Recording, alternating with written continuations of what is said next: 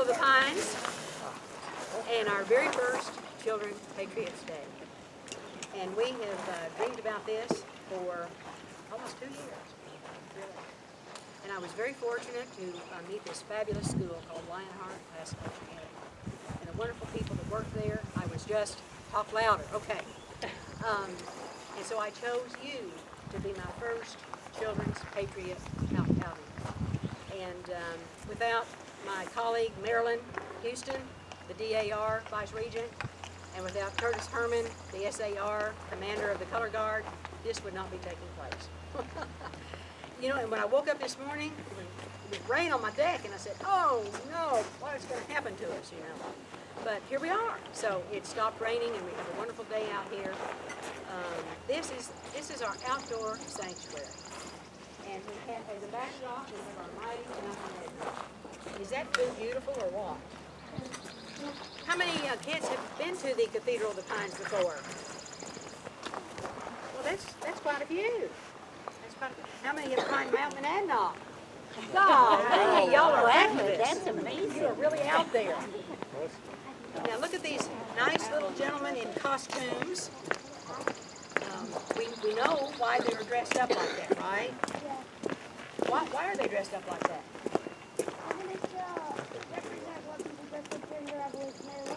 Correct. Good for you. Good for you. That's right. So I'm going to turn the meeting now over to Curtis Herman. He is the commander of the Color Guard of the Sons of the American Revolution, and he is going to show the students. He's going to talk about the Color Guard, which means presentation of the flags, and then he's going to show the designated students how to do Color Guard into the Hilltop House. We have a full day here. We're going to put you back on the bus about 1:30, I think. We're going to take pictures at 1:15, and we're just going to have a real fun day. So, Mr. Herman, take it away. All right. Good morning. Good morning. So today is all about patriotism and when our ancestors founded this country and the principles upon which it was founded. And I think the first thing we should start off with is, before we get serious about the patriotism and into the learning mode, I think we should learn how our ancestors used to show their patriotism. And a lot of times we all have an opportunity when something exciting happens is to hooray. Well, they didn't have the word hooray back then when the Revolutionary War was going on. They had huzzah! So whenever anything exciting happened, they would stand up and go, huzzah! Huzzah! So I want all of you folks to, let's stand up. And I want to hear, when I say hip hip, I want to hear huzzah. Ready? Hip hip! Huzzah! Does that sound like a fifth grade huzzah or a first grade huzzah? First grade huzzah. That's kind of the sound to me too. So let's do this one more time. And anybody that's got a hat can go huzzah. And if you don't have a hat, then you just put your fist in the air, like that. Alrighty? Hip hip! Huzzah! Hip hip! Huzzah! Hip hip! Huzzah! All right. Now, I know it's early in the day, but you have some homework. I know, don't you just hate it? You get out of school and you get to come to the bus and homework. So your homework is going to be fun homework. You have to pay attention, because during the day there's going to be opportunities when we should say hurrah. And one of us might say hip hip, and that's the clue that you, as part of your homework assignment, is then supposed to say huzzah. So you have to pay attention during the day. That wasn't too bad homework, is it? Good. So, how many folks have been to a ball game or any kind of sporting event recently? What did they do at that sporting event that we didn't do here when we started? Go ahead. The national anthem. National anthem, that's right. And before the national anthem, what do they usually do? Sometimes. Pledge. or they bring the flag out, what they call present the flags. So you may not know that behind the presentation of the flags and sing the national anthem, there's all sorts of rules and procedures that take place before you do that. And some of it's behind the scenes that when we're a part of an audience or a spectator, we don't see it. But what we want to do today is, in this session, is we're going to learn how to present the colors, the pledge, what order all that goes into, and then we're going to do an opening ceremony before we get started. So the first thing that we do when there is the order of sequence of events that occurs, there's the call for colors. And in the call for colors, the commander, whoever is in charge of the colors, has to make sure that all of the colors are lined up correctly and they're ready to be presented. So if we're going to present the colors and bring them in to this sanctuary, what flag should go first? American flag, that's right.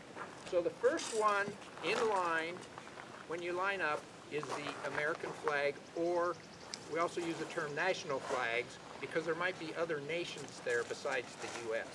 So the first one in line is the national flags. What comes next? Anybody? State flag. The state flag, that's right. Then all the state flags. And if there's more than one state, does anybody know what order they go in? Go ahead. Alphabetical. Close. Go ahead. Like what they're like in state. That's right. That's based it. on age. Good question. They're based on age. So you have the national colors and then the state colors, and the states are based on age, and their age is exactly that young man said, when they became a state. And then what goes behind the state flags? The organizations. So if, in our case, we have a DAR flag and an SAR flag, they may be an American Legion flag, there might be a school flag, but the organizations come last. So you have the nation, then you have the states, and then you have the organizations. And the organizations are just like the states, they're based on age. So next, after we have the call for the colors, and there's a procedure that we do, and we're trying to show respect for the flag. So the call for the colors, it isn't, hey dude, we're ready. You announce to the presider, who's ever holding the event, Mr. President, that the colors and standards are ready, are assembled and ready. And then the presider, and it might be Madam Regent, would then respond, present the colors. Now, we don't see that when we go to ball games because it's all done with behind the scenes, and usually the person that's calling for the colors is up in a box, and the people that are going to present the colors are down on the floor. So we don't see that part. But it's a very formal part of the process that you want to show respect for the colors, that they have been assembled correctly and they are ready to be presented. And then the presiding officer of the ceremony will then ask them to be presented.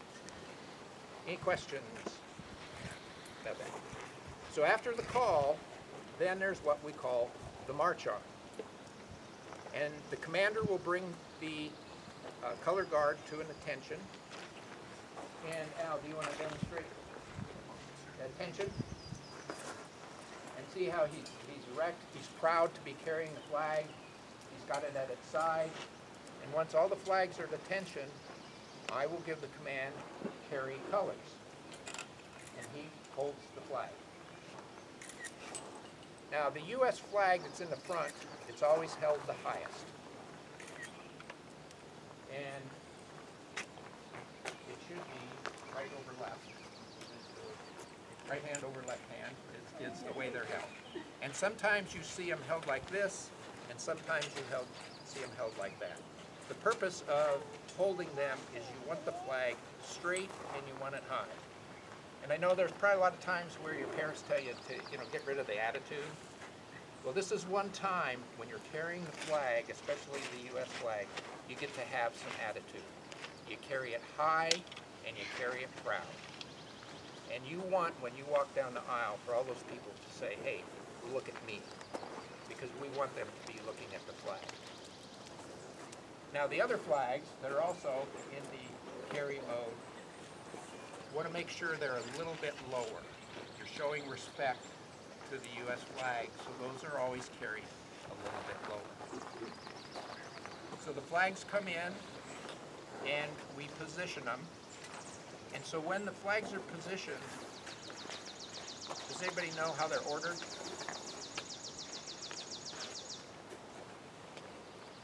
So the flags are, you read everything left to right, correct? That's the way we ordered the flags.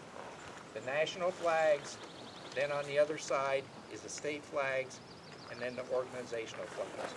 It always goes left to right, just like you read. And so we march in, and we get the colors all lined up. So the next portion of an opening ceremony, after the colors are brought up, is what we call the invocation. Does anybody know what the invocation is? The invocation is a fancy adult word for prayer. So we do a prayer, and then we say the pledge. And what's the saying we always use so we remember what order those things come in? God before country. God before country, that's correct. So it's always the prayer, and then we'll say the pledge. Now after the prayer, and we would normally be holding the flags up during the prayer, but I was giving them a rest. So after the prayer, I will say, before we do the pledge, I'll give the command, present arms. And that's, present arms is a military term for salute. And everybody in the audience should then salute. And also the non-U.S. flag should salute. And Doug, will you show them how to dip the flag? So as you dip the flag, you stand up, you come in and straight. And then on present arms, it's dipped, slowly, respectfully. It should be at about a 45. You guys know what a 45 degree is? Yeah, it should be at a 45. And one thing that's very important, depending on where the pole is, you do not want the flags to touch the ground. So if you need to lift it a little bit to keep the flags off the ground, then you go ahead and you do that. After the pledge, we say the pledge, then the commander will give the command, carry colors, and they raise their flags back up. The next thing we would do would be to post the colors, and that's to place them in the holders. Now we're not going to do that here because we're going to march up into the room and post the colors up there. So any questions about that? Yes? I have a question. Sure. Why do those two flags have spears? Like they're like on spears? Yes. And it's like specific. Is it specific that they're gold? Like the metal part? They may be iron, so they don't need to be gold, but you'll notice what shape does the U.S. flag have on it? Eagle, that's right. So the U.S. flag always has an eagle, and then to show respect for the U.S. flag is these flags would not have an eagle. They typically would have a point or some other ornament on top. Might be a round ball, but it would not be an eagle. And I have seen some of them where they are not gold. That just happens to be the style that we have. Very good question. Can I ask a question? Yes, you may. What number is New Hampshire's flag? We were in procession of flags. What number is New Hampshire? Number 9. Order. Oh, what What order? order is New Hampshire? Of the founding of the state. It's 9. by ratification of the. So yeah. So the good question. Stumped you. Yes, you did. The New Hampshire flag, if there were more than just New Hampshire. If there were other flags, New Hampshire, if all the states, let me put it that way, if all 50 states were there, New Hampshire would be the 9th. We were the 9th state, or 9th colony to become a state. Which is first is Delaware. Delaware, yeah. Okay. Are we ready for well, the- I didn't know that I was going to get tested. You learned something too, right? Something to- All right, so so what we'd like to do now is do an opening ceremony now that we've learned how to do that. So there was four students? There are 4 students who are going to carry the colors. Do you know who you are? So let's go to right back by that rock wall. She's going to sort of run you through the ropes. Take them. We need 4 people, right? Here we go. Okay.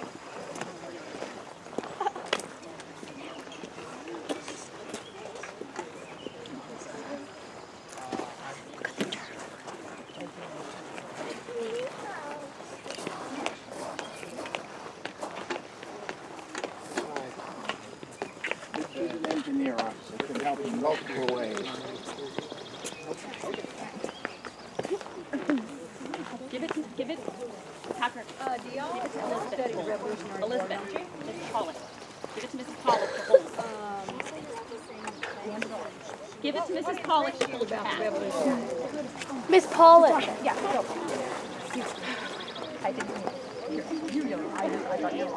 I will. I'll use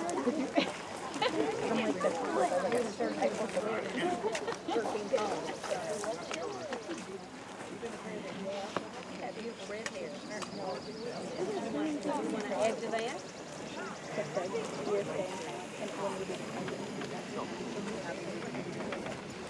You just come from parents, that's right. Who else was, what else did, were you in transportation?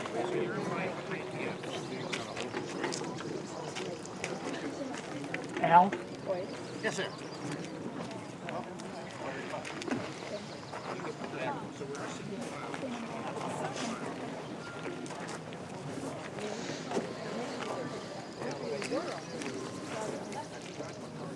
Be a part of somebody else and then take it on your own. Yes, sir.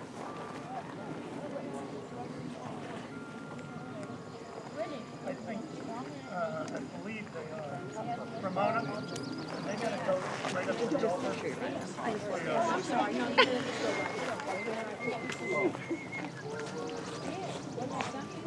I mean, these were farmers. These were, people that raised cows, picked up their muskets.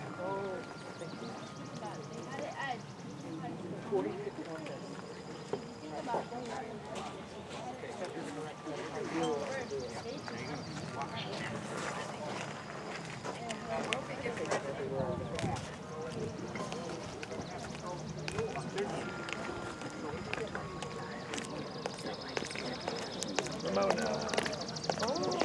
You hit someone that, Okay. All right.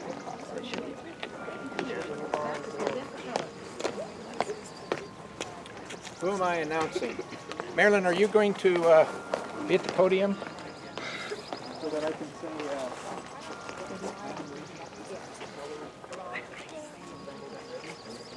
See, y'all hear the chime. Isn't that pretty? They say every hour.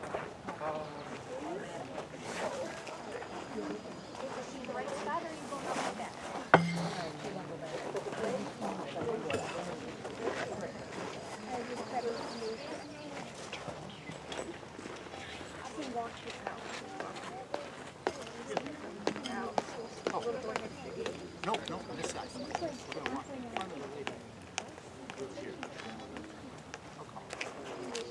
Yeah.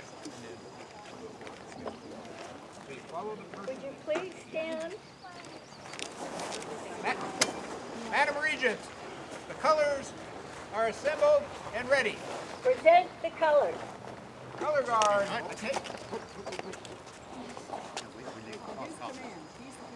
Color guard, attention.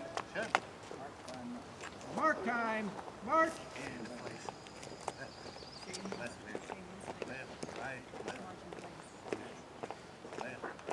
Forward. March. Left. Left.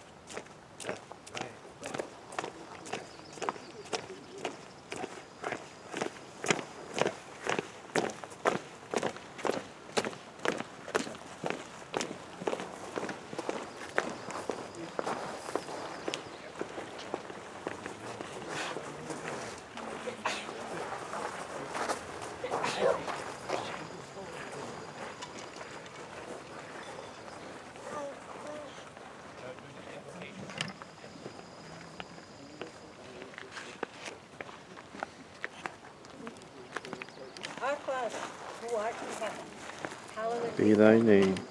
thy kingdom Come. thy Will be done. on earth as it is As in heaven.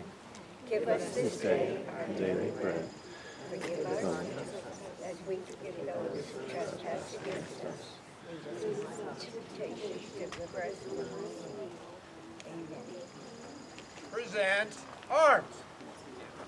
I pledge allegiance to the flag Of the United States of America. And to the republic for which it stands. One nation. Under God. Indivisible. With liberty and justice for all. Carry arms. Right. So now that we're through the pledge, we will march out, and then the group can follow us, and we will process in, and then we will wait to present the colors when everyone gets in the flag.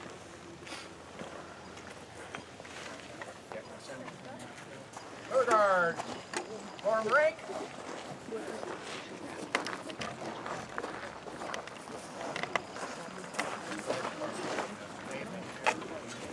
Hold on now. Hold it. Mark time.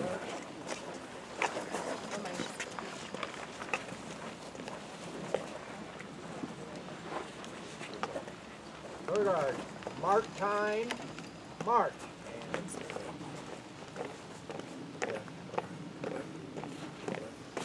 Forward, march.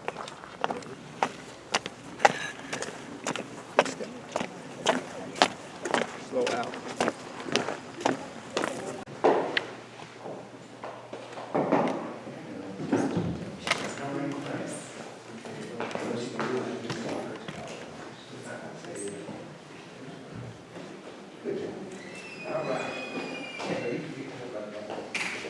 Color guard, to you, posts.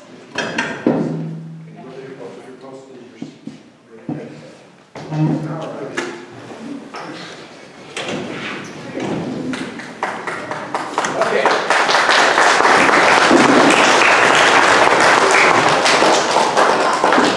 Homework quiz. What do we say to those that carry the colors? Hip hip. Huzzah! Hip hip. Huzzah! Hip hip. Huzzah! All right.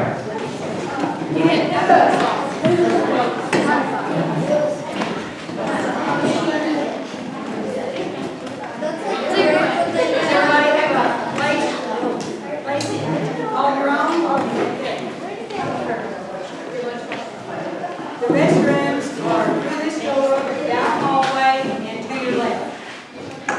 Necessary information.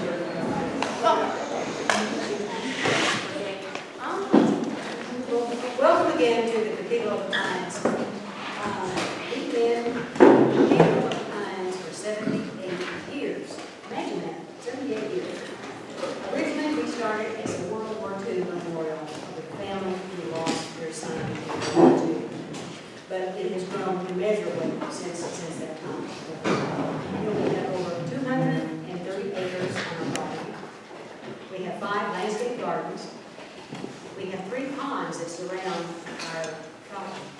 So we really are a nature place to enjoy and to seek solace and remember those that we've missed in World War II. But now, our mission is to honor all those who served.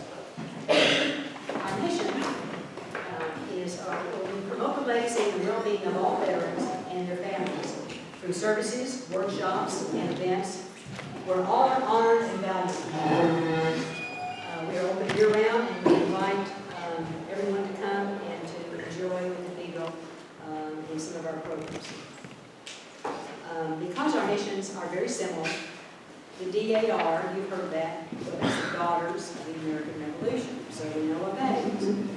And the SAR, the Sons of the American Revolution, in the costumes. They befriended the Cathedral a long time ago because our values are the same. And without the DAR, Marilyn Houston, and without Curtis, this program would not be happening today. So I want to introduce now Marilyn, who is the Vice Regent of the New Hampshire of DAR, and she's going to introduce the DAR staff.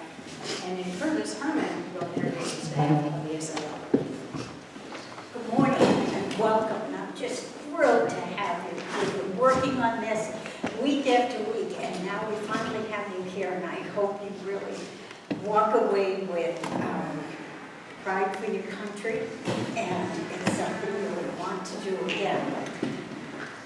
The DAR, it's a fun little story, but I think the girls will be familiar with this.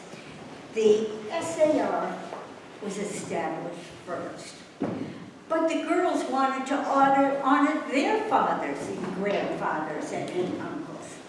So we went to the SAR and said, we want to be part. And they said, no girls. Well, that doesn't stop. No girls allowed. We just said, we'll form our own group, and then we have the Daughters of the American Revolution. Today, I'd like to introduce a group from the Asheville chapter of DAR. If they could please stand, the Asheville members. We have their chapter regent, B. Record, our treasurer, Christine Menlon, our secretary, Fran Himmelberg, and it's this group that took care of the transportation so you could come here today. So I'm very grateful to them. Now, this is really an honor to introduce our next person. When you take on the role of being the regent of the state, your life changes. And you travel all over, you visit little communities you didn't even know existed, but it's done with love, it's dedication, and it's always a pleasure to introduce New Hampshire State Regent, Kay Stern.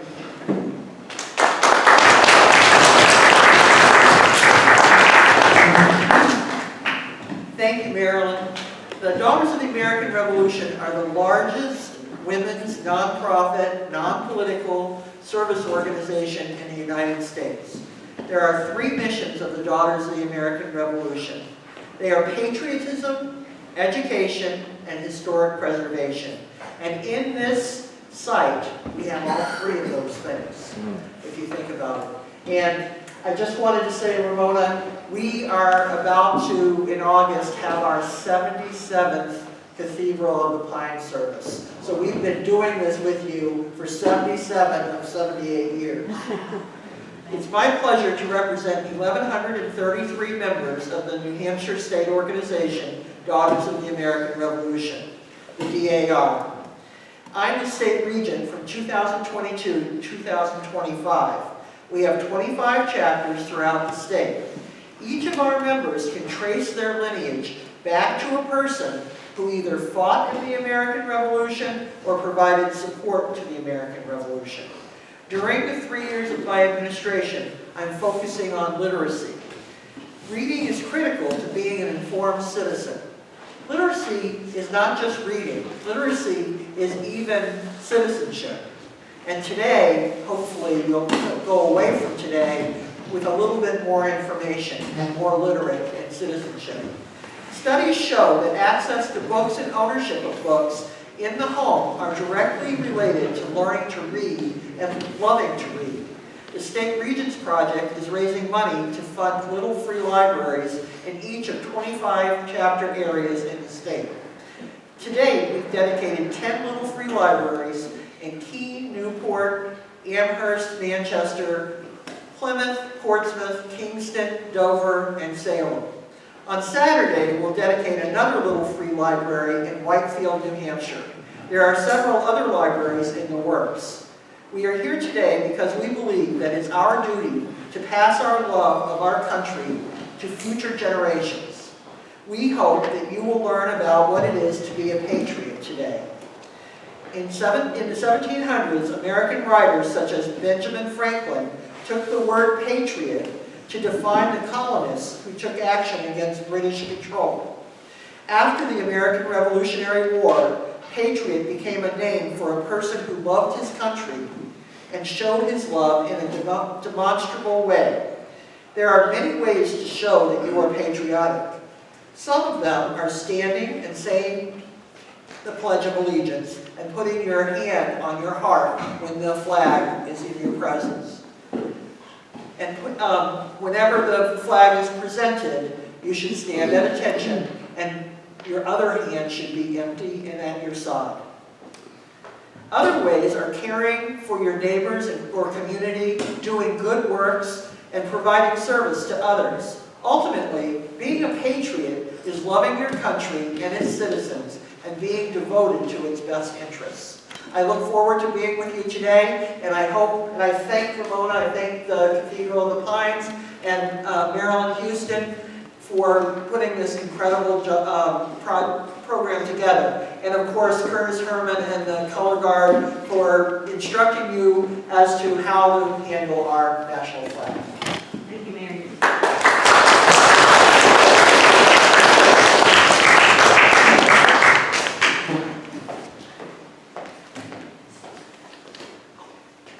I'm Curtis Herman, and I'm the commander of the Color Guard for the Sons of the American Revolution. And I would like to introduce the people that helped us and helped you with presenting the colors. Helping me in the back is Mr. Doug Wood, who's also a member of the Color Guard, and Al Lamson. And you might notice that we're all kind of in separate clothes. How many think Mr. Sanson looks like a pirate? A few hands. Well, just before lunch, we're going to talk about why we're in different clothes, and Mr. Sanson's going to explain why he's not a pirate. So, thank you for helping me, and also my wife, who's a member of the DAR, Lois Herman, helping with the DAR flag. I'd like to take this opportunity now to introduce the president of the SAR, who will offer a few words about how we show patriotism. Dick Baines.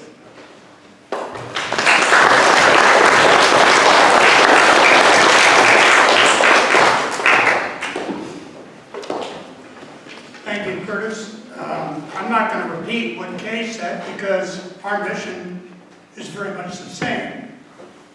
Patriotism, education, and preserving that history.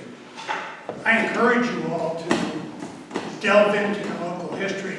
If you happen to live in a part of the world where history, our revolutionary history, began, there's so many opportunities. You talk to somebody from California, and they don't have the same opportunities you do to see these things firsthand.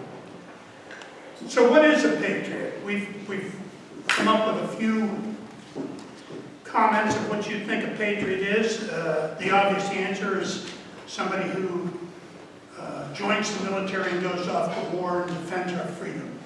That's the obvious one. But what can you do as young patriots to be patriotic?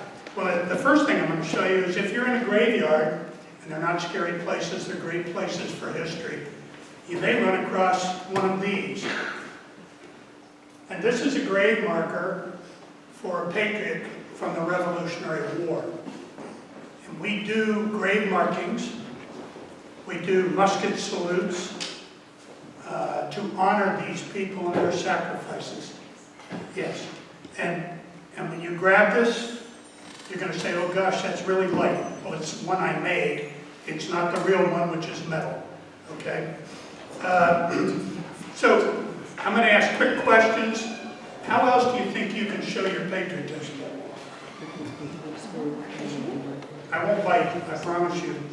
I have 7 kids and 5 grandchildren. Yes, ma'am. Helping the community. Absolutely. Absolutely. Somebody else? Yes, sir. Respecting the people around you. Say again? Respecting the people around you. Yes. Honoring veterans. Very good. Yes. Putting flags on their grave. Absolutely. Absolutely. All great answers. How about what's happening in Paris soon? Anybody? What's happening in Paris soon? Right. So supporting our national sports teams. That's a way to show your patriotism. We've already discussed standing for the national anthem, flying our national flag. How many of you have flags at home that you have? Great. Celebrating the national holidays like July 4th is coming up. It's just not barbecue, it's Memorial Day. It's time for barbecues, but it's also time to remember our independence and remember those who sacrificed all. Respecting our national symbols. There's a great national symbol in Philadelphia, in Independence Hall. I gave it away. Very good. And in New York's Harbor, somebody's going to call me on that because I am a New Yorker. But yes. Statue of Liberty. Right. And you're all taking a look at the Patriot grave markers. Now, when you get older, your parents have some other responsibilities. Does anybody know what they are? One is dreaded. Paying taxes. And what happens in November? Right here. Election. Exactly. Voting in your national elections. Any questions of me? All right, well, I'm extremely happy to be here. This is by far the youngest crowd I've had to address. And I hope you all grow up to be sons of the American Revolution or daughters of the American Revolution. Thank you.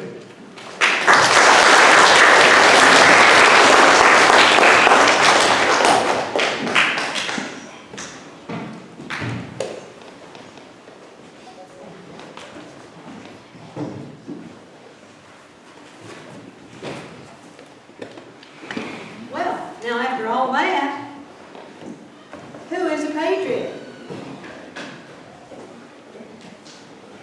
Oh, this is an energetic group. Someone who loves this country. Yes, yes. In fact, that's part of our definition of a patriot, isn't it? Yes. Like maybe someone that fights in the war. I'm sorry? Someone in the military. Yes, our military, we think of our military as our very first person who keeps us safe, who defends our country. Yes. There was many other hands that went up there. I didn't see them all. Who else is a patriot? Yes.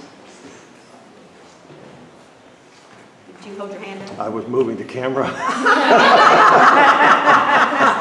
Well, you can, okay. Does anybody else have any ideas? Do we have any Girl Scouts or Boy Scouts? Well, You are patriots. how about our police officers? They keep us safe, don't they? Yeah. My dad was a police officer. He is. He's a patriot. People who work for the government, like the Secret Service, always have them out. That is true. We don't normally have a picture of them up like that, but you're right. They protect our citizens. Yes. My dad was a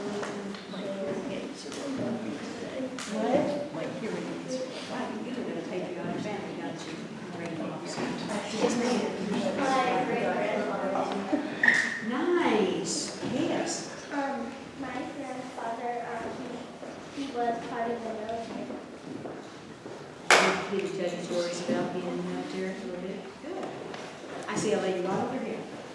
My dad used to be a police officer. Nice, nice. How about, is there another? Oh, gosh, yes. Let's let this go. My grandpa and grandmother were in the army. Both your grandmother and grandfather. Wow, that's pretty special. How about you? My great-grandfather was in World War I. World War I. Oh, that's something. That is. My uncle's in the Air Force. Air Force, yes. My cousin's a veteran. Oh, wow, nice. Which, military service? You forget. Ramona? I see so many hands. I don't know who to go first. Okay. My cousin is in he's in the military right now. He's I forget what they're called, but he's in the military. My dad's in the Navy. Right now? Good for you. My dad was in the Navy. World War II. Oh my gosh, y'all are just so patriotic. Who else keeps our country safe? Who else keeps us safe? When we have a fire, who do we call? Firemen. Here's our fireman down here. Here's our police officer. And we didn't talk about the Boy Scouts. The Boy Scouts are patriots. Who's a Boy Scout here? Did I see any hands for a Boy Scout? But we did see Girl Scout hands. Okay. Thank you for being a patriot. Ramona, Yes. I think all these young people who every day go to school and do their very best are patriots. How nice to think of that, Marilyn. Yes. And they study American history, which is being a patriot. They're The teachers. time to their friends. Yes, that's right. And you know, then we have, when we leave the military, there are organizations that will perpetuate our service and honor to our country through the Veterans of Foreign Wars, or the American Legion. And I cut this out of my husband's book, VFW. It says, we take care of our neighbors. We take care of our neighbors. Taking care of people that need an elderly person, somebody that needs some help, raising money for, somebody told me about, there were young children and they saved all their pennies. They did not want the USS Constitution to be destroyed. That's And right. they had a fundraising campaign of their pennies to save the old warship.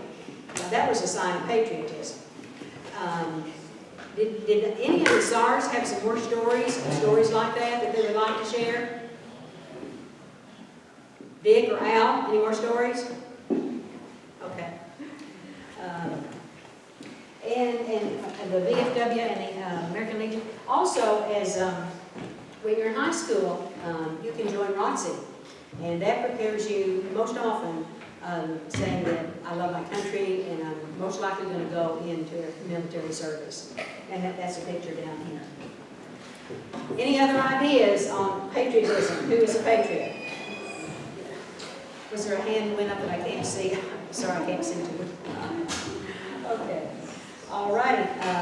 Next, we're going to learn about the founding of our country with the Declaration of Independence and the Constitution. I want to introduce Mr. Hal Shurtleff. He is a son of American Revolution, and he's the founder of the Constitution. Please help me welcome him.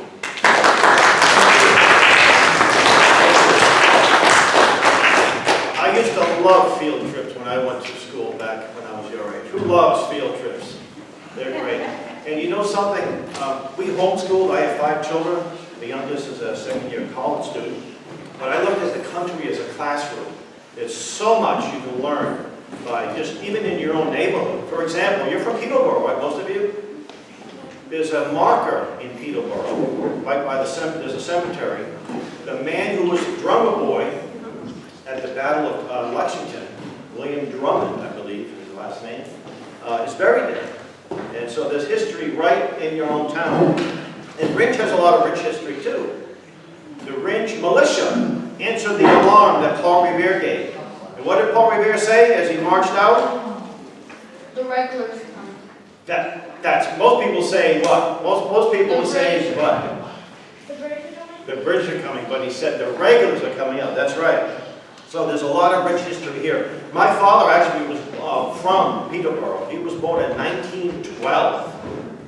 That was 112 years ago.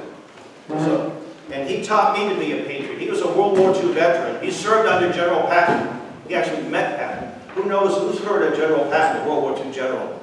I had the honor to serve under his son, and I actually had a conversation with his son that led me to a nice 3-day pass, which I'll never forget. I'm also, as I mentioned, a member of the Sons of the American Revolution. But just, that is something that doesn't make me any better than anybody who might have just come from a foreign country to become naturalized and learned about our great Constitution and our Declaration. So I'm going to talk about two things, though. All of you will get a bag, and in that bag is what we call a pocket copy of the Constitution and Declaration. It also has some very important dates. You remember when they said New Hampshire was the 9th state, so there was all 50 states had flags. Well, New Hampshire was the 9th state that ratified. What does ratified mean? Yes, sir. Support of the Constitution. Support or approved. But more significantly, when New Hampshire ratified that Constitution, it was the 9th state making it what? The law of the land. So New Hampshire was, when New Hampshire said yes, we accept it, and I believe it was June of 1788. Delaware being the first state. Now, so you also have the Declaration of Independence. Now, a lot of times you hear people say, Happy 4th of July. And I used to have this trick question, how many countries have a 4th of July? And they'll say, oh, I don't know. They all have a 4th of July. They just don't all celebrate that day, right? So what happened on that incredible July 4th? And what was the actual year? You remember that year? It was 17 something. 17. Well, you get the right century, at least the right 100, yeah? 76. 76, July 4th. And what happened was, I won't go into it, you don't have all the time to go into detail, but it was quite a thing to do, to actually break away from the mother country, which was the most powerful nation in the world. And when these men, there were 56 men who signed that. In fact, most of them signed the Declaration sometime later, like in August. There were even a few that weren't actually at Independence Hall on July 4th. But they approved it. And have you ever had state, who collects coins? Anyone collects the state quarters? The first state quarter is the gentleman, you see him, he's on a horse, right? Caesar Rodney. And he was going through a thunderstorm, and he had a terrible ailment. He had cancer of the face. He was really sick. But his vote was the deciding vote for Delaware. If it weren't for that, who knows what would have happened. One of my favorite founding fathers is John Adams. And before they agreed to the Declaration, there was some hesitancy. You know why? What would have happened if the British were caught you that you were a signer of the Constitution? The Declaration. Yes, sir. You would be charged for treason and probably hanged. That's right. So they put their life on the line. How many people of those 56 defected? They said, oh, I'm wrong. I'm sorry. I wasn't right. Didn't do it. How many of them defected? Not one. Not one defected. Many of them died during the Revolutionary War. There's a couple that died broke. So I think it's very important, and part of our motto of Camp Constitution, we're a New Hampshire-based charitable trust. We run a wonderful family camp coming up next month. And our motto is honoring the past, teaching the present, preparing the future. We honor the past. It's not just the ancient. It could be what happened yesterday, events that happened recently. So we cover all that. But you always should honor those brave men who signed that Declaration. And over the years, sometimes when I used to deliver luggage from the Logan Airport years ago, and it was one July 4th, I had to work that night. I'd ask questions. I said, name me 5 signers of the Declaration. I said, I'll give you $20. Well, guess what? My $20 never left my pocket, because not one of those adult men in that group could give me 5. But let me ask you, who can name? Yes, sir. I might. John Hancock, John Samuel Hancock. Adams, No, John yeah, Adams, John Adams, yeah. Thomas Jefferson. Yeah. There are 4. Dang. This guy, he's an outstanding student. He's incredible. Oh, How about New Hampshire signers? don't know any. William Whipple, Matthew Thornton. Anyone else? Oh, Ben Franklin. Benjamin Franklin, that's right. He Do I was. get $20?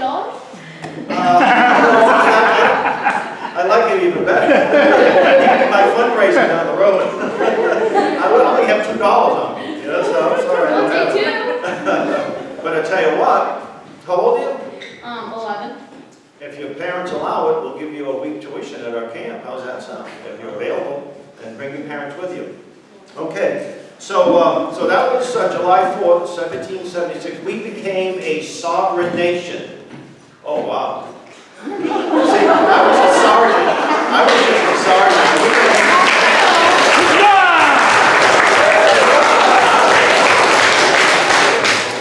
That's right. So thank you so much. That's very nice of you. We became a free and independent country, but guess what? The British weren't too happy about it, were they? The English. So there was a long war that lasted for 5 years.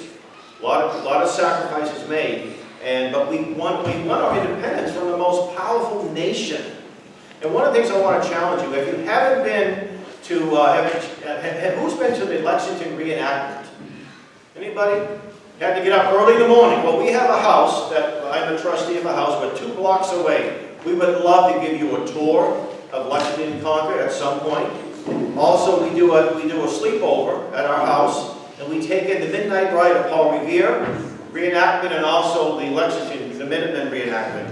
Can you imagine 250 of the world's greatest soldiers marching, and there was 75 men. Some of them had military experience, some of them French and Indian War, and it was quite a thing to actually see that history come alive. Now, after we became a sovereign nation, we had to have some kind of governing rules, right? You can't just say, hey, okay, we're a big party. We have to have some kind of order. So what was the very first constitution that the United States had? Anybody else? What's your name, by the way? Oliver. Alton? Oliver. Oliver. Was there Oliver Walcott, I think was one of the signers, right, from Connecticut. Somebody else? No. Okay, go ahead. The Articles of Confederation. The Articles of Confederation, right. And they were ratified in 1781, and there were some problems with that. First off, there was no executive branch. It was just a Congress. They couldn't really raise taxes. They could say, hey, Massachusetts, could you give us, about $1 million? They say, oh, I don't know about it. No, I don't want to give you $1 million. How about we just give you a fraction of that? Yeah. Another thing is that each state actually had their own military, so they had their own military, army and navy. Yes, they had state militias. There wasn't one unified military. That's correct. Each state had their own. That's correct. So there's a few other problems. There was no judicial branch, so you couldn't enforce anything. You had, I think, executive branch. Now, they had a meeting at Mount Vernon. Where's Mount Vernon? That's right. That's right. And then they had a meeting in Annapolis, Maryland, in 1788. I think there were only 5 states that were represented there. But they agreed to have a convention the following year in May of 1787. 12 of the states showed up. What state was missing? Yes, sir. No. Rhode Island. South Carolina? I think I heard the name. Rhode Island. And Rhode Island said, not only we're not coming, but anything that you do, we have to approve, because under the Articles, all of the states had to approve any changes, right? So George Washington was the president of the convention. and he was known as the indispensable man. He didn't have to, he didn't say a lot. In fact, there's a wonderful movie called A More Perfect Union. It's actually a real movie, it's not a documentary. And James Madison, what was James Madison known as? The founder of the Constitution. Close. Not the mother, but the father of the Constitution. Washington was a little reluctant, but the minute Washington agreed, the rest of them said, now it gave it legitimacy. And they met in the summertime. By the way, New Hampshire delegates didn't show up until July. They probably were busy farming or whatever the case was. The roads were muddy, so it took them super. Well, the roads were muddy, but then it got really hot, and they didn't have any air conditioning. And they had to close the windows. They didn't want anybody to know what was going on, okay? And it went from the middle to, the middle of May all the way to what day that was the Constitution agreed upon by the delegates? 17th of September. And this is another date that we should be celebrating, September 17th, 1787. And then it went out to be voted upon by the 13 colonies. And we already mentioned Delaware was the first one, of the 13 states. And New Hampshire was the ninth. And Rhode Island eventually signed on. People didn't like the fact they didn't join. Now, the Constitution has a preamble, which is not considered part of the Constitution. And you'll be able to, I don't have time to go over it, but it's something that I remember when I was in the 8th grade, I had a great history teacher. We had to memorize the Gettysburg, portion of the Gettysburg Address. We had to memorize amendments. And you know what? I was her favorite student, Mrs. Wolf. But one day I threw a spitball. Don't throw spitballs. And she looked at me and she says, Harold, I'm surprised at you. That was the last spitball I ever threw in my life. Because I didn't want to upset my favorite teacher. And she helped me have a love of our country and a love of liberty. And so, so there's a preamble, and there are 7 articles. That's the original part of the Constitution. In fact, the word right doesn't appear in any of the 7 articles, because what this did, it set up the 3 branches, and it gave duties and powers, not rights. What came after that was known, the first 10 amendments were known as what? The Bill of Rights. Oh, yeah. Now, did the government give us rights? This is a fundamental question. Does the government give us rights? Anybody know? No. You have the right to own a weapon because we said so. Because we're just cool, we're just nice. Oh, we're meanies. We're going to take that weapon away from you, right? Well, the founders, and I second that, they believe that rights came from God. We learned that in the Declaration of Independence. And to protect those rights, governments institute among men. And so we have a right to govern ourselves. So the purpose of government, that's one of the most fundamental questions that you'll ever hear, is to protect those God-given rights. That's the fundamental purpose of government. And some governments don't do a very good job of it. I think our country, we do have our flaws, but we are, I believe, the greatest country in the history of the world. And so the very first article deals with what? What branch? What is Article 1 set up? It sets up Congress. Article 1 says, all lawmaking powers are vested in a Congress which shall consist of a Senate and a House of Representatives. How many senators are there in the U.S. Senate today? Good. Okay, there are 100. So how many from each state? 2 representatives. There's two members of the Senate. House of Representatives is a much larger branch. It depends on the population, how many. It's based on the population, that's right. It's 435. It hasn't changed in a long time. It'll probably stay that way. How many representatives does New Hampshire have at the House of Representatives?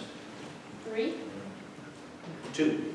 Oh. And there are 2 senators. So we have 4 members of Congress that go to... so Article 1, and Article 1, Section 8 is where the powers are granted to the members of the House of Representatives. And it's very limited. although the Congress has more power than the, you know that? Congress has more powers delegated than the president. How many times we've heard the president is the most powerful person in the free world? That doesn't say in the Constitution. Article 2 is sets up the executive branch. What's the executive branch? That's the president, vice president, and members of his cabinet. I want to mention what is the term of office for a member of the Senate? Anybody know? Yes, sir. 6 years. Member of the House is 2 years. So every 2 years, every single member of the House is up for election. And every 2 years, 1/3 of the Senate. And at one time, the senators were not elected by the people, but they were chosen by the state legislature. And that changed with the 17th Amendment back, I think it was in 1917 to 1916. Article 3 sets up the Supreme Court, which can, how many justices are there in the Supreme Court? Anybody know? 11? No, close, a little high. 9. There's 9. That was just about And the Supreme Court, do they make laws? No, they don't make laws. A lot of people think they do, but they don't. And Article 4 of the Constitution deals with states. And you know what it says in Article 4? That every country, every state is guaranteed a Republican form of government. That's got nothing to do with parties. It just means ruled by law. They have, and all states have constitutions. And I encourage you to not just learn about your U.S. Constitution, but your state constitution. Article 5 concerns how a constitution can be amended. And there are 2 ways, and we've only used one way. The first way is where the House and Senate will propose an amendment. You need 2/3 of both houses, and then it goes to the states for approval or ratification. The second way is through a convention, which we've never had. Article 6 is the supremacy. It means that once this Constitution is adopted, it's the highest law of the land. And Article 7 deals with the establishment, once it's ratified, and it talks about 9 states to ratify it, not 13. Then there are, how many amendments? Anybody know? By the way, most adults, we have a little 10-question quiz that you're going to get in your bag. And we give this out to people all the time. Most elected officials look the other way when I say, oh, would you like to that 10-question quiz? Right? I always like to carry extra constitutions with me. And there was a lady running for Congress in Virginia. And I asked her a couple of basic questions. I said, where do you find the powers and duties of your office if you get elected? And she said to me, online. Well, you can't get them online, but and there was one gentleman. He was a state U.S. senator from Massachusetts, Scott Brown. He was at the Cheshire Fair. I asked him to take my quiz, and you thought he was a vampire, and I was covered with garlic. I mean, he had nothing to do with me. He walked away, almost ran away, and I was very polite about it, because most of them don't know very well. Just because they're elected officials. That's part of our patriotic duty, to help. We should get to know who they are. As you get a little older, maybe, get to know them and get to help them. Okay? How are we doing for time? Well, we just found out that the bus is leaving at 12:45. Okay, well, I'm going to wrap things up. I thank you so much. I'm going to hope that next year, if we do it again next year, you'll be teaching me some things that I forgot. So you're going to have one of these in your packet, and also try to memorize some of the signs of the Constitution and the Declaration. Thank you. God bless you.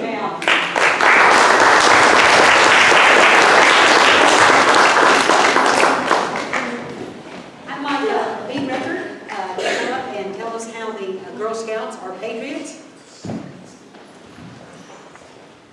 Hi, my name is Bea Record. I'm the chapter regent for Asheville chapter of the DAR. I'm a former CAR member, which means I've been part of this organization and learning about patriotism since I was 7 years old.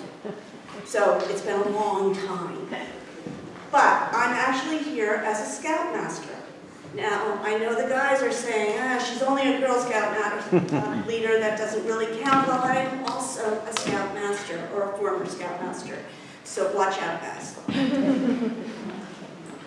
when Scouts start talking about patriotism, do they actually use the word? Have you ever heard somebody say, I want you to be a patriot? They don't. What they call it is citizenship, because they're pretty much the same thing. If you are a patriot, you are a good citizen. So in every level of Girl Scout, and I've seen it in Boy Scouts too, there's always a section of way to earn a badge about citizenship. And what that includes is not only saluting the flag and being a good person to other people, participating in your community, it also means that you need to know how our government works and be prepared when you turn 18 to become a voter. By the way, I'm a voter registrar, so I'll be looking for you guys. So, how many of you are Scouts of one sort or another? I saw one Boy Scout over there. No Girl Scouts? Right here. I used to be one. Wonderful. That counts. You too? Yeah, I used to be. Yeah. So, a lot of people, a lot of kids outgrow Scouts, especially at your age, because there's so many other things to do. But the foundation is there. You have learned the basics on how to be a good citizen, and you can count Scouts for that. And I've been told to be very quiet, very quick, so that's all I got.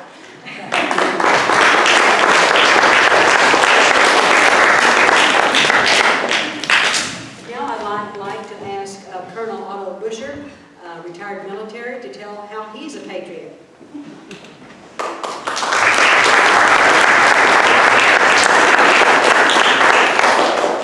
Good morning. I'm a retired U.S. Army colonel. I served 30 years in the Army Corps of Engineers.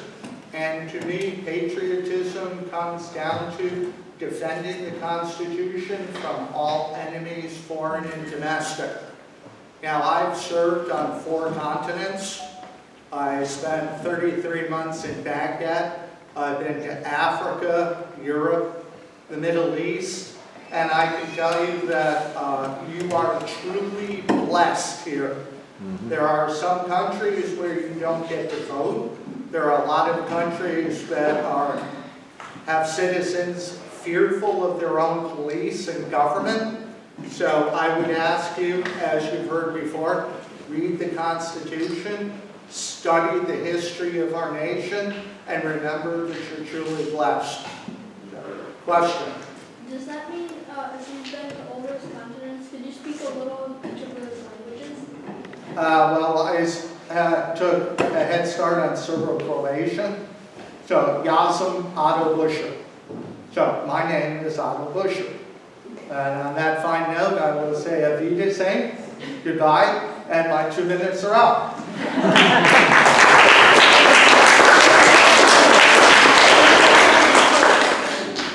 Any questions? Quick questions? Okay. Okay. Well, Cool. thank you very much. You're quite welcome.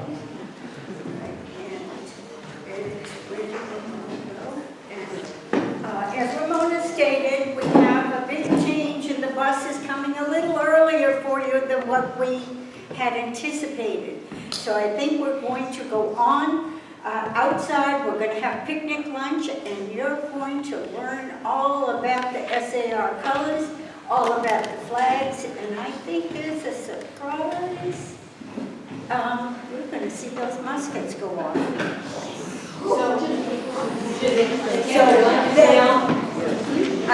Okay, gentlemen, this is what you would have looked like in the 18th century here in New Hampshire. Everybody wore the same thing, only a couple of different ones. The quality of the cloth, the quality of the stitching and fit,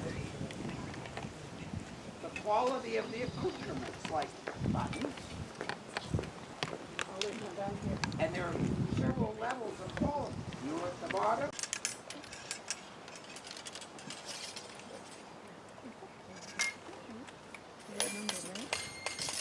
Okay. All that is we make sure there's no live ammo down in the turn rammers, shoulder firelocks, ram and load.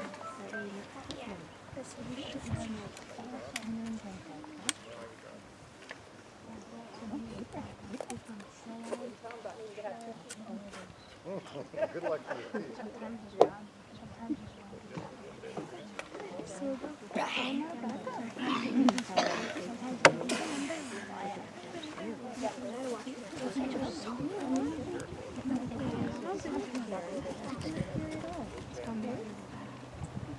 I bet I'm 22 water.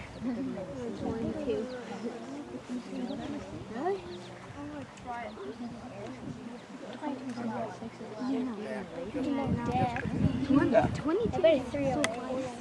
Make ready.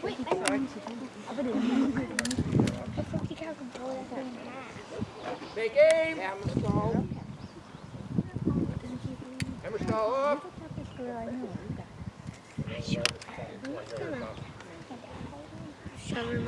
Fire!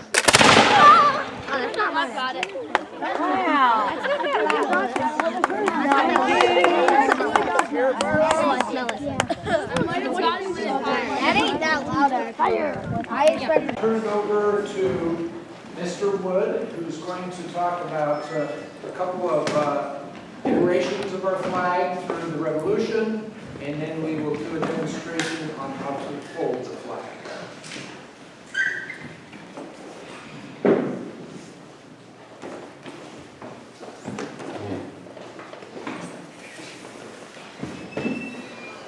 Anybody recognize this flag?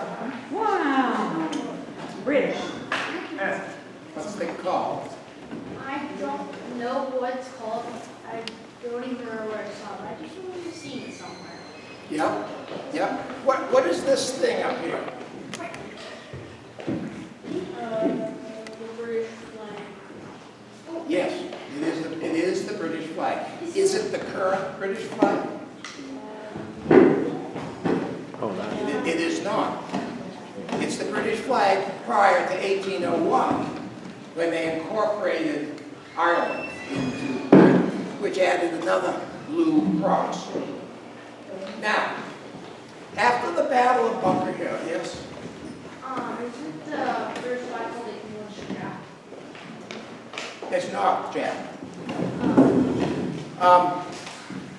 After the Battle of Bunker Hill, where there were no flags at the Battle of Bunker Hill, although there are some things called the Bunker Hill flag, we had no flags. But Trumbull, who painted the painting of Bunker Hill, put flags in the painting so that you could tell the size. But there were no flags there.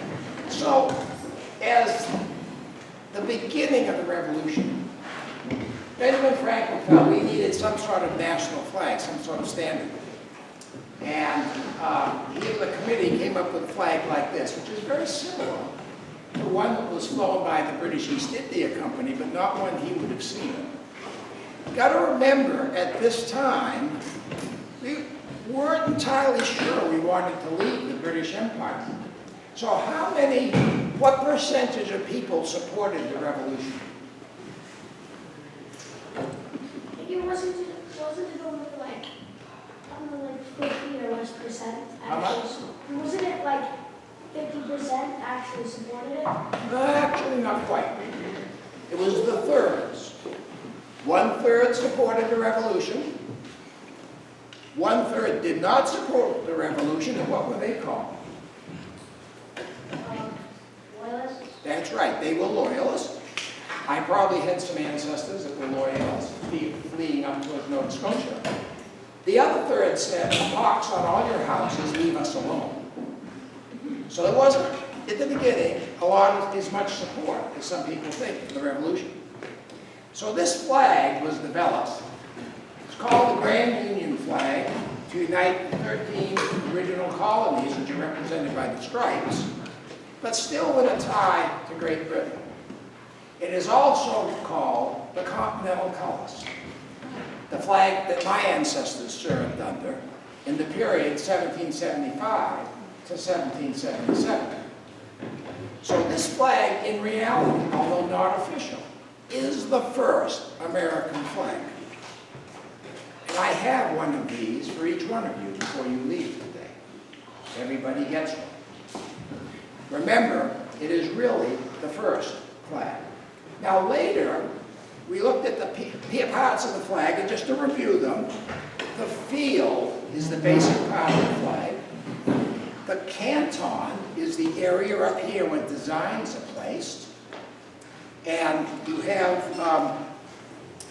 various symbols on flags, and there are all kinds of different flags that were in the Revolution and since then.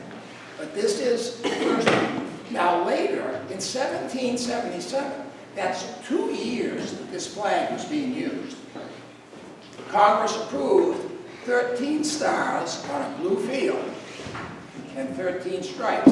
They did not specify what kind of stars. In fact, we believe one of the first flags had a 7-point star. Didn't specify what kind of star or how they were arranged. So there were many different variations. You have what's called the Betsy Ross flag, which around, there's no evidence she made that flag. There's some thought that what she did is teach them how to make a piece of, did they ever teach you how to cut a star out of a piece of paper? Not asked you to teach you how to do that.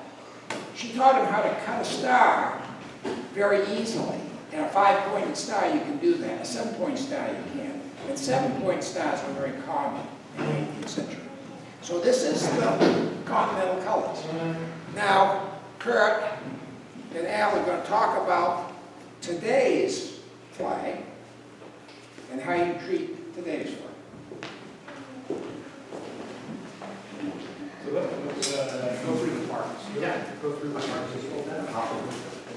Yeah. Okay, the fringe around, I'll give you a hint. The fringe around the edge is for decoration purposes only. It's not part of the flag. How many colors in the flag? What are the colors? That's correct. What does the red stand for? Anybody? Go ahead. Just speak up. Bravery? Kinda. It stands for blood. Blood that's given by our soldiers in the field. The white? Doesn't stand for liberty. No, it's good justice, right? Kind of justice. Purity. Pure country. The blue? Anybody? The skies in the heaven. Now, there's a number of places you can read. You get different definitions and stuff, but that's basically it. How many stars? 50. Why is it 50 stars? 50, yes. Has there always been 50 stars? No. I was born in 1944. How many stars were on the flag when I was born? 48. Who said that? 48. You got it. Now, as each star, as each state came aboard, there was a star added. It was 48 when I was born, and then Hawaii and Alaska became states, and that made it 50. The original with the stars and the blue background was 13. That's what he was talking about with Betsy Ross. Any questions? No? Anything you want to add? Or? So let's talk about how you fly the flag. So if we're on a pole, and we're holding this up, and even if you go out and you look at the flagpole when you get on the bus, how is the flag put on the pole? Which is up on the flag? Go ahead. The blue is always facing upwards. That's correct. Blue is always facing up on the flag. And which flag is at the top? If there's more than one flag on the pole, which one's at the top? Go ahead. The American. The American. And which one comes below it? State flag. That's right, the state flag. Now here's a trick question. There's one flag that would go above the state flag but below the U.S. flag. Does anyone know what that flag is? Go ahead. The MIA POW. That's correct. The MIA. So we don't have one of those here, but that would fly below the U.S. flag but above all of the state flags. It is almost treated like a national flag. What if you're going to, we don't have a small flag. Do they do the metal American flag? Yeah, that will do. No, I have smaller, even smaller. Well, he's looking for that. I'll just put a little bit on the military and the significance of flags. Anybody know what a telephone is? They didn't have any in the Revolutionary War. They couldn't call somebody and say, go this way or go that way. The soldiers would carry the flags. So other commanders could see where the flags are and see if they're in danger. And there'd be musket men who protect the flags. They called them the color guard because they were guarding the colors. Colors could be regiments, they could be the American flag, it could be significant. But they were used as a warning signal. The enemy, the first thing he wants to do is knock out your telephone. You can't talk to each other.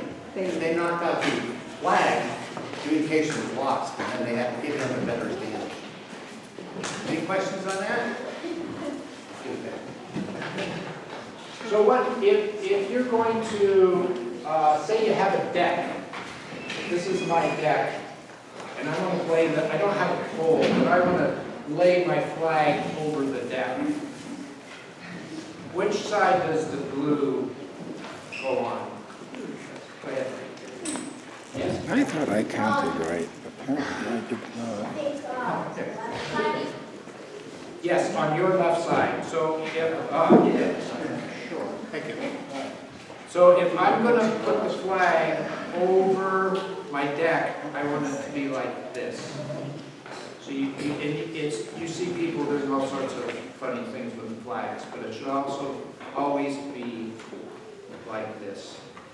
As you're looking at the deck when you put your flag over. Flags should never be used as clothing. They should be shown some respect. So you see people with bandanas and things that look like they were made out of flags. That really is not very appropriate. Go ahead, you have a question. Once I saw an American flag upside down, I was like, that is so bad. And it shows disrespect to the U.S. The flag, I think it's misuse of flying it upside down. There is a time that's appropriate to fly the flag upside down, and that is a sign of distress. So if you were on a island or in a fort that was under siege that you needed help, you may fly the flag upside down as a sign of distress that you need help.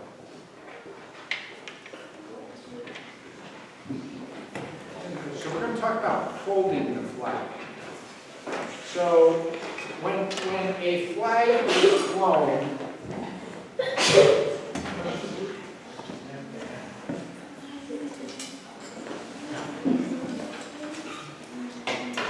so when a flag is flown outside on a pole, it should only be flown when it's visible. And so there's two times that you can fly that when it's visible. Is once during sunup to sundown, the flag is visible. And the other time to make it visible, that it's allowed, if you want to fly it after dark, it should be illuminated. There should be lights shining on it. So if there's no lights available or shining, then you have to illuminate or light up your flag. The flag should be taken down at sundown.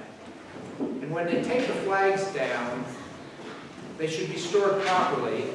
You never want it to touch the ground, and you don't want to wad it up and stick it in a bag. That's not being very respectful of the flag. So when you take the flag down, you fold the flag. And we're going to demonstrate how that is done. Do you have a question? Oh, go ahead. Thank you. When I went to Hawaii, there was like all the flags of like all the countries. Is it like super disrespectful if like another country, not American flag, was in Hawaii and it wasn't like lit up, but every single flag was like the same? Is that like counted as disrespectful? I would think that they would light up all those flags. Like They didn't? They should. Was the U.S. flag lit up? But there's one flag right there. But it wasn't. Maybe their lights were out. But I don't know. It should have been lit up, yes. Yes, we say should be, could be, would be. In the U.S. flag code, if you read it, it reads similar. If you're with a friend and you drop a flag on the ground by accident, you didn't commit a crime, Nobody's going to arrest you. There's no flag police out here. You pick it up, you shake it off, say, I'm sorry to your friend that I dropped it. It's not a crime. So most of the things, if you read the U.S. flag code, the suggestion is 9 years. Actually, you should be, we took the flag off the pole and it needs to be up. So as we bring the flag, it's coming down the pole, it would be like this, coming down. I would take the bottom end, so you're on the flag, I would take the bottom end and I would start walking back out. The person on this end would unhook the flag from the lanyard. And so when we're all done, we would have a flag that looked like this. And you want to shake it, make sure it's clean. And the first fold is you fold up to where these are touching. We pull it tight, and then we fold it again. So that if you look at this, the stars and the stars are out. There's no stripes showing on that. We start the fold from this end, and it's done with triangles, so I'm going to try to do this vertically if I can.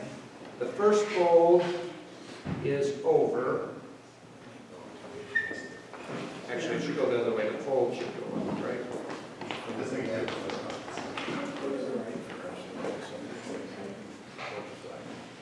The flag goes here.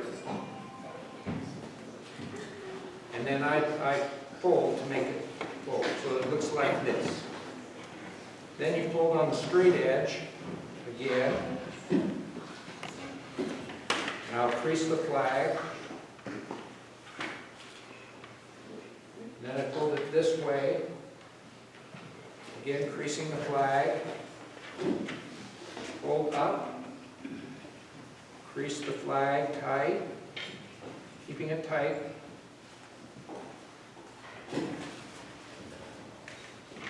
And I just repeat that.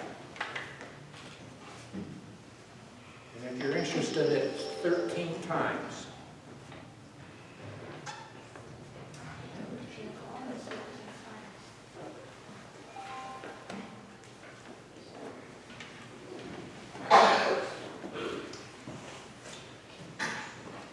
So you just go up.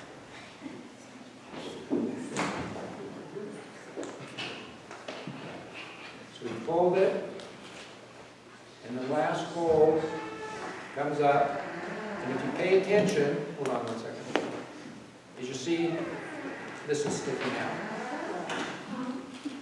And to keep that folded in, you tuck it.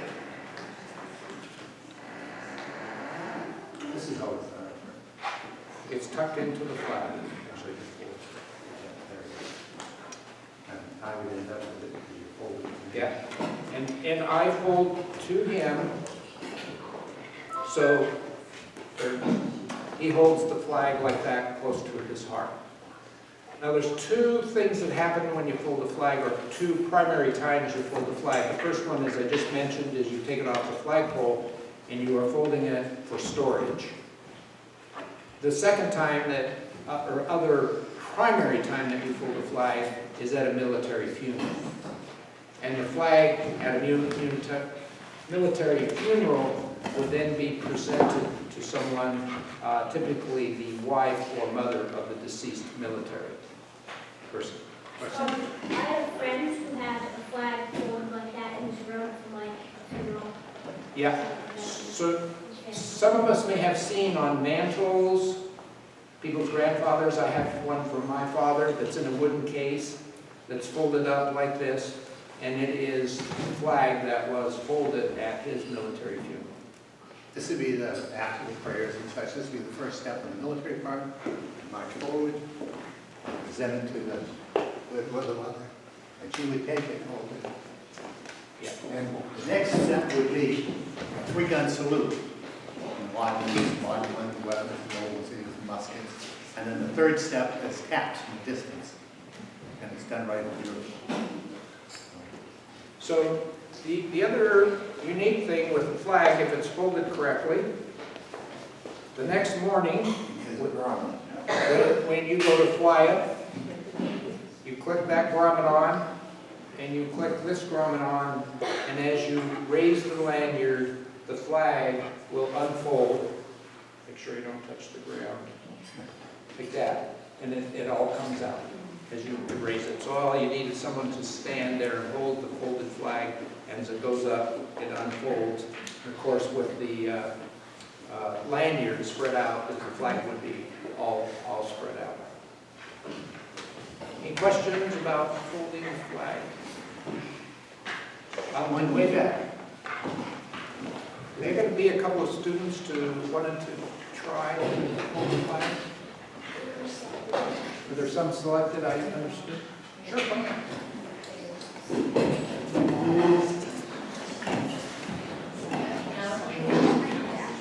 Do we have more than one try? I don't think so.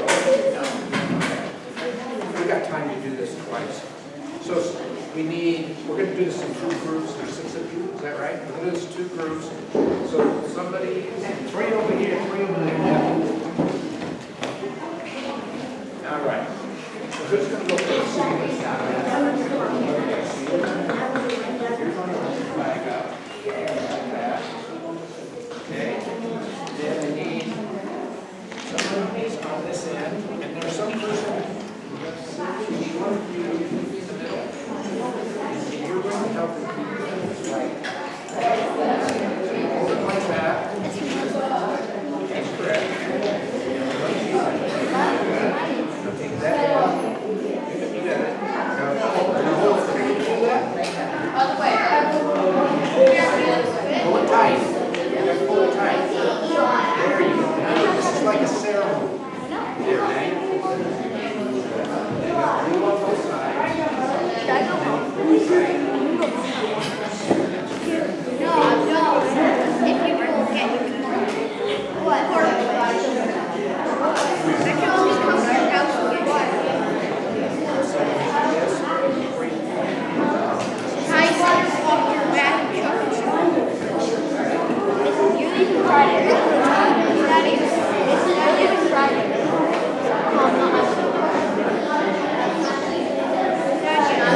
Well, your sister's graduation? I'll take some photos of my Singapore. Hey, you want to try? You don't need it now. Okay. You don't want to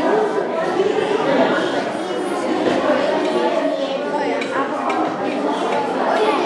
Oh, yeah.